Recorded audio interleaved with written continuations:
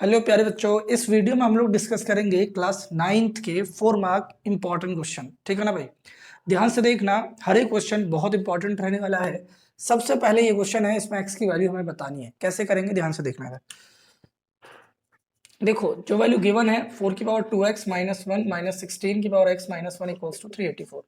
सबसे पहले आप क्या करो कि 4 को 2 की पावर में तोड़ दो, 16 को भी 2 की पावर में तोड़ दो। देखो ध्यान से, 4 को लिखोगे तो 2 की पावर 2 और 2x माइनस 1, इसको लिखोगे 2 की पावर 4 x माइनस 1।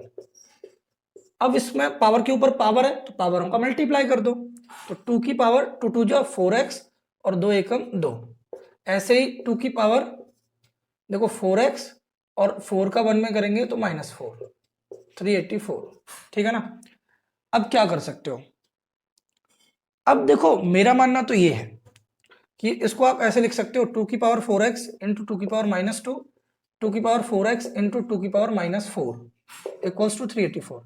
देखो ये पावर है ना, उसको बेस के साथ अलग अलग लिख दिया, विद साइन अलग अलग लिख दिया। अब इनमें कॉमन क्या है, 2 की पावर 4x कॉमन है ना, तो उसे बाहर ले जाओ, तो यहां क्या बचेगा, 2 की पावर -2 और माइनस 2 की पावर -4। अब एक बात बताओ, 2 की पावर 4x, ये 2 की पावर -2 है तो इसे 1/2 की पावर 2 लिखना पड़ेगा, जब भी तो पॉजिटिव होगी पावर। ऐसे इसे क्या लिखना होगा, 1/2 की पावर 4 और 384। अब इसको सॉल्व कर दो, तो 2 की पावर 4x 1/4 माइनस 1/16 384। अब इसका एलसीएम ले लोगे तो एलसीएम कितना आएगा, 16। 2 की पावर 4x, इसका एलसीएम 16 है तो यहाँ 4 का मल्टीप्लाई करना पड़ेगा, 4 में से घटाओगे 3/16 384। अब एक बात बताओ, बताओगे, बता दो चलो। देखो इक्वल्स टू में न्यूमरेटर से न्यूमरेटर कट जाता है, तो 3 से इसको काट दो, 3 एकम 3, 3 दूनी 6, 7 8 2 3 8 24, ये कट गया। अब देखो ये 16 है तो ये है 2 की पावर 4x, और 16 को लिख सकते हैं 2 की पावर 4। एक बार देख लो वीडियो में दिखाई दे रहा है, इतना ही दिखाई दे रहा है, इसके आगे नहीं दिखाई देगा। तो ये हो गया 128। अब एक बात बताओ, जब बेस सेम है तो ऊपर जाके पावर माइनस हो जाएगी, तो 2 की power 4x minus 4 equals to 128 को लिख सकते हो अब क्या, 2 की पावर बताओ 7। ठीक है ना भाई, 2 2 दूनी 4 4 2 4 दूनी 8 8 दूनी 16 16 दूनी 32 32 दूनी 64 64 दूनी 128। ठीक है ना भाई। अब देखो बेस सेम है, ऑन कंपेयरिंग वी गेट, तो जब बेस सेम है तो पावर बराबर हो जाएगी, 4x माइनस 4 बराबर 7, तो 4x बराबर 7 प्लस 4, 4x इक्वल्स टू 11/4। ठीक है ना भाई, ठोक दो, आ जाओ फैक्टराइज करना है, कैसे करोगे। एक बात बताओ, इससे पहले वाले भी तो किए हुए हैं। अब आपको लग रहा होगा कि ये तो ऐसा लग रहा है, कैसा लग रहा है, ऐसा लग रहा है, कैसा लग रहा है कि इसमें तो पावर 3 भी है, पावर 2 भी है, पावर a भी है और पावर भी नहीं है, तो कुछ x क्यूब की तरह लग रहा है। देखो लेकिन इसमें एक सिमिलरिटी है, ये भी क्यूब है और ये भी क्यूब है। जब पहले दोनों टर्म क्यूब के हों, पहली बात, दूसरी बात बीच में दोनों टर्म नेगेटिव भी हों, तो एक ही आइडेंटिटी है a माइनस बी का होल क्यूब, जो यहाँ लगने वाली है। ध्यान से देखना क्या करोगे, पहले पहले क्वेश्चन लिखोगे 27 माइनस 125 ए का क्यूब माइनस 135 ए प्लस 225 ए स्क्वायर। अब इसमें आप सबसे पहले आइडेंटिटी लिखो, कौन सी लिखना चाहोगे, ठीक है ना, बाय यूजिंग आइडेंटिटी। तो आइडेंटिटी एक ही है, a माइनस बी का whole cube which is equals to a cube minus B cube minus 3a square B plus 3ab square. अब एक बात बताओ, जब ये आइडेंटिटी आप लगाओगे तो उसके लिए आप इसको इस फॉर्म में चेंज करोगे, तो कैसे करोगे, ध्यान से देखना। इसको लिखोगे 3 का क्यूब और इसे लिखोगे 5a का होल क्यूब, चेक कर लो। अब देखो a की वैल्यू 3 हो गई और b की वैल्यू 5a हो गई। अब आप आइडेंटिटी में रखते चले जाइए, -3a स्क्वायर मतलब 3 का स्क्वायर और b का मतलब 5a, 3a का मतलब 3 और b का मतलब 5a। अब चेक कर लो, इसे सॉल्व करके देख लो, 3 का स्क्वायर 9, 9 पंजे 45, 45 दिया 135 ए बन गया, 5 का स्क्वायर 25, 25 निम्मा 225 ए स्क्वायर। तो इसको ऐसे लिख सकते हो और इसको ऐसे लिख सकते हैं, ठीक है ना। अब यहाँ आइडेंटिटी लगा दो, जब ये था तो आंसर ये था, तो जब क्वेश्चन ये होगा तो आंसर होगा a माइनस बी का होल क्यूब, 3 माइनस 5a का होल क्यूब। इसे 3 बार लिख दो और आपका आंसर खत्म। ठीक है ना भाई। अब अगला क्वेश्चन, चलो अगले क्वेश्चन को भी इधर ही लिख दो मैं, चलो फटाफट स्पेस है तो कर लेते हैं। क्वेश्चन नंबर 3, फिर अगला क्वेश्चन नेक्स्ट टाइम लिख देंगे। क्वेश्चन नंबर 3 देखना फटाफट से, इसको भी क्या करना है, फैक्टराइज करना है। तो इसमें हमें फैक्टराइज किसको करना है, 4x square 9y square plus 16z square plus 16z square के साथ है 12xy minus 24yz minus 16xz। ठीक है ना भाई। अब इसको सॉल्व करोगे भाई, कैसे करोगे फैक्टराइज बताओ फटाफट। सबसे पहले ये देखोगे कि आइडेंटिटी कौन सी लग रही है। देखो ये भी स्क्वायर, ये भी स्क्वायर, ये भी स्क्वायर, पहले तीनों टर्म स्क्वायर है और इसमें टोटल कितने टर्म है, 6 टर्म है। तो ऐसी कौन सी आइडेंटिटी है, a plus B plus C का होल स्क्वायर वाली। तो इसमें वही आइडेंटिटी लग जाएगी। देखो ध्यान से कैसे लगाओगे, पहले क्वेश्चन लिख लो, 4x square 9y square plus 16z square plus 12xy minus 24yz minus 16xz।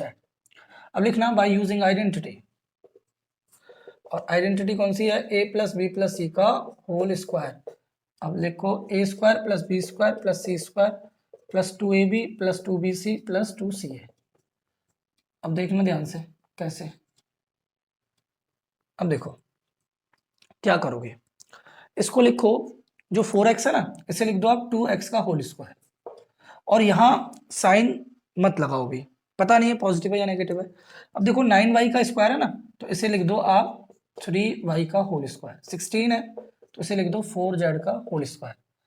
अब देखो ध्यान से, अब आपको a b और c मिल गया। इसके साथ साथ आपको एक और बात ध्यान रखनी पड़ेगी। आप ये देखो कि x और y पॉजिटिव है तो कौन नेगेटिव है, x और y का साइन तो पॉजिटिव है, तो यहां देखो ये भी नेगेटिव और ये भी नेगेटिव है, तो इन दोनों में कौन कॉमन आ रहा है, जो दोनों में आ रहा है। तो देखो इधर भी वाई जेड और इधर एक्स जेड है, तो जेड दोनों में आ रहा है ना, तो दोनों में आ रहा है जेड और दोनों में है नेगेटिव, तो कौन नेगेटिव है, जेड वाला टर्म नेगेटिव है, इसलिए यहां लगाना पड़ेगा माइनस। एक बार दोबारा देख लेना, दोनों में नेगेटिव है और दोनों में जेड है, इसलिए जेड नेगेटिव है। आगे देखो अब क्या करना है, अब देखो ए स्क्वायर बी स्क्वायर सी स्क्वायर, अब देखो 2a भी है ना, तो 2 और a की वैल्यू क्या है 2x, b की वैल्यू क्या है 3y प्लस b की वैल्यू क्या है 3y, z की वैल्यू क्या है माइनस 4z, 2c की वैल्यू क्या है माइनस 4z, a की वैल्यू क्या है 2x। अब देखो सॉल्व करके देख लो भले ही इसको, देखो 3 दूनी 6, 6 दूनी 12 एक्स वाई, 12 एक्स वाई, ऐसे उसको देख लेना वही मैच करेगा। तो अब इसका आंसर क्या हो जाएगा, a plus B plus C का whole square 2x plus 3y minus 4z का होल स्क्वायर। इतना छोड़ देना या फिर इसे 2 बार लिख देना, 2x plus 3y minus 4z। ठीक है ना भाई। अब आगे देखो फटाफट से, एक दो क्वेश्चन और है, 2 क्वेश्चन और देख लेते हैं। ठीक है ना भाई। देखो बच्चों अब हम बढ़ते हैं लास्ट क्वेश्चन नंबर 4 और 5 की तरफ। ठीक है ना भाई। देखो सबसे पहले हमें जो गिवन है उसको नोट डाउन करो। देखो 7 plus root 5 upon 7 minus root 5 plus minus 7 minus root 5 upon 7 plus root 5 equals to a plus 7 upon 11 root 5 b। देखो जैसे मैंने प्रीवियस वीडियो में आपको बताया था कि इसका एलसीएम कैसे लेते हैं, एक बार दोबारा बता रहा हूँ। अगर a अपॉन बी है और b अपॉन a है, क्यों, क्योंकि देखो ये और ये सेम है, ये और ये सेम है, तो देखो ये और ये सेम है, ये और ये सेम है, इनका एलसीएम जब लेंगे तो इनका एलसीएम आएगा ए बी। अब यहाँ ए बी बनाने के लिए a का मल्टीप्लाई और यहाँ b का मल्टीप्लाई। ठीक है, तो ये हो जाएगा a इंटू ए स्क्वायर और ये हो जाएगा b इंटू बी स्क्वायर। ठीक है ना।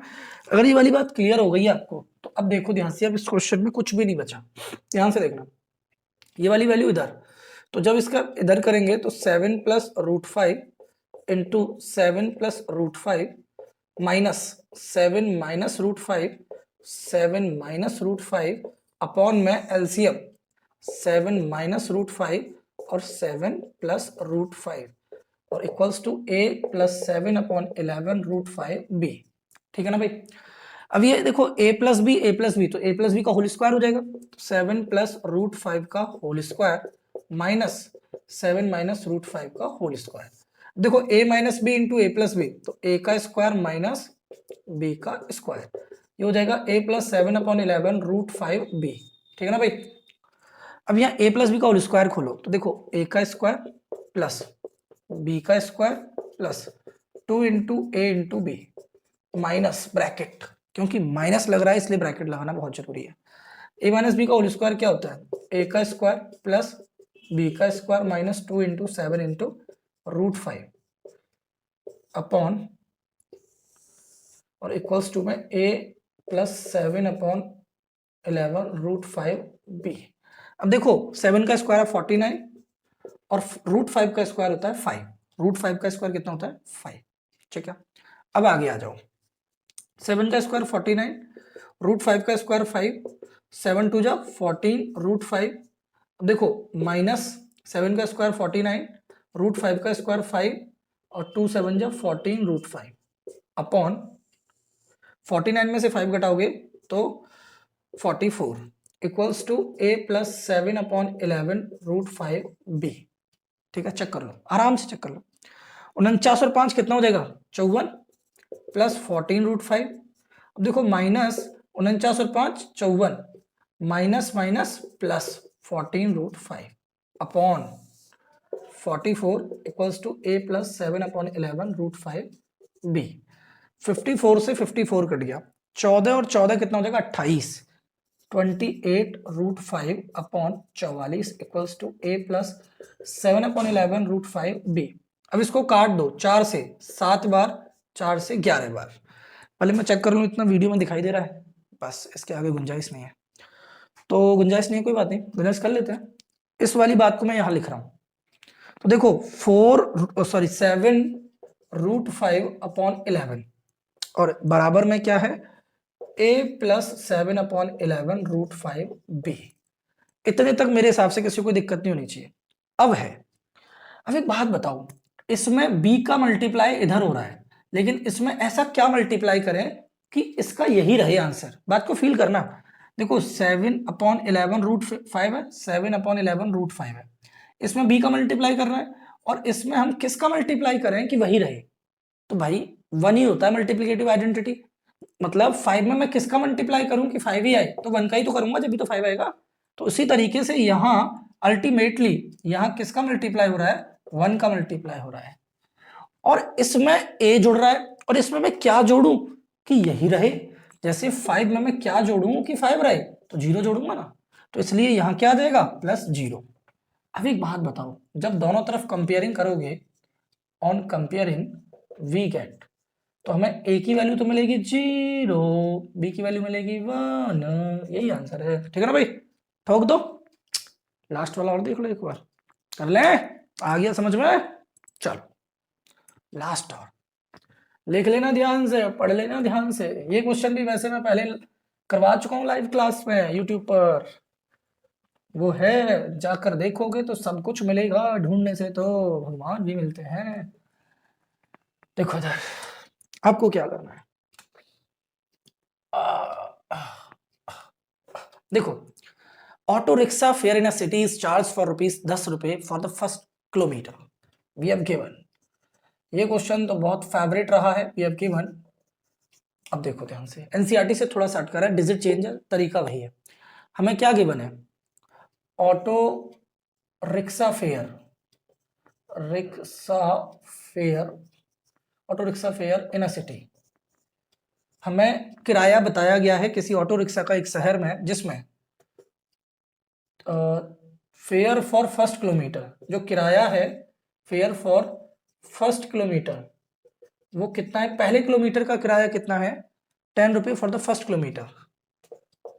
मतलब पहले किलोमीटर आपको ₹10 लगेंगे, उसके बाद जैसे जैसे किलोमीटर बढ़ेंगे आपको हर किलोमीटर के ₹4 देने होंगे। ठीक है, और फेयर फॉर सब्सिक्वेंट डिस्टेंस या किलोमीटर आपको कितना देना होगा, ₹4 पर किलोमीटर, ₹4 हर किलोमीटर के हिसाब से। राइट द लीनियर इक्वेशन, आपको लीनियर इक्वेशन बनानी है, ठीक है। तो हम कर लेते हैं, लेट एक्स और वाई तो कुछ मानना पड़ेगा, लेट टोटल डिस्टेंस जो कवर किया है, total distance equals to x, और टोटल फेयर जो है वो मान लेते हैं हम वाई। अब एक बात समझो, आप पहले किलोमीटर के कितने रुपए दोगे? 10 रुपए दोगे, पहले किलोमीटर के 10 रुपए दोगे। अब आप टोटल x किलोमीटर चल रहे थे, तो 1 किलोमीटर तो चल गए ना, तो अब कितना किलोमीटर बचा? x माइनस 1 किलोमीटर बचा। तो x माइनस 1 किलोमीटर बचा, और इसके किस रेट से पैसे दोगे? 4 रुपए के हिसाब से, 4 रुपीज के हिसाब से दोगे। और टोटल किराया कितना दोगे? y रुपए ही तो दोगे। मतलब जैसे आप इसी शहर में 10 किलोमीटर चले, तो पहले किलोमीटर के तो कितने हो गए? 10 रुपए हो गए। अब 10 किलोमीटर में से 1 किलोमीटर तो चल ही दिया, तो 10 में से 1 किलोमीटर तो हटा दिया। अब जो 9 किलोमीटर चलोगे वो 4 रुपए के हिसाब से चलोगे, और टोटल किराया यहाँ आ जाएगा, टोटल फेयर जो मैं वहां वाई माना है वो टोटल किराया यहाँ आ जाएगा। तो सेम वैसे ही किया है। अब सुनो आगे, ये हो गया 10 और ये हो गया 4x minus 4 equals to Y. तो 10 में से 4 घटा दोगे, कितना बचेगा? 6। या तो इक्वेशन ये लिख सकते हो या इक्वेशन ये भी लिख सकते हो, दोनों इक्वेशन सही है। अब बोल रहे हैं draw the graph of the linear equation. अब आपको ग्राफ ड्रॉ करना है, तो ग्राफ करने के लिए आपके पास 3 सॉल्यूशन होने चाहिए। एक टेबल बनाना, यहाँ एक बार x की वैल्यू 0 रखना, तो y कितना आ जाएगा? 6। x की वैल्यू 0 रखोगे तो y आ जाएगा 6। एक बार x की वैल्यू ले लेना 1, तो 4 एकम 4 और 6 10, y 10 आ जाएगा। और एक बार ले लेना x की वैल्यू -1, तो ये हो जाएगा प्लस का 2।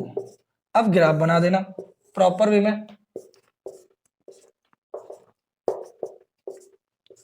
x की वैल्यू वहां तक, y की वैल्यू यहां तक। देखो ध्यान से, x जा रहा है 1 2 3, -1 -2, ज्यादा गैप हो गया, -2 और -3। अब y कहां तक है? 10 तक। 1 2 3 4 5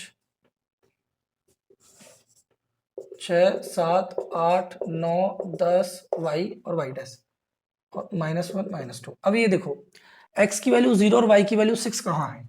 यहाँ है। x की वैल्यू 1 और y की वैल्यू 10 कहाँ है? यहाँ है। x की वैल्यू -1 और y की वैल्यू 2 कहाँ है? यहाँ। अब इन तीनों को जोड़ करने वाली एक लाइन खींच दो।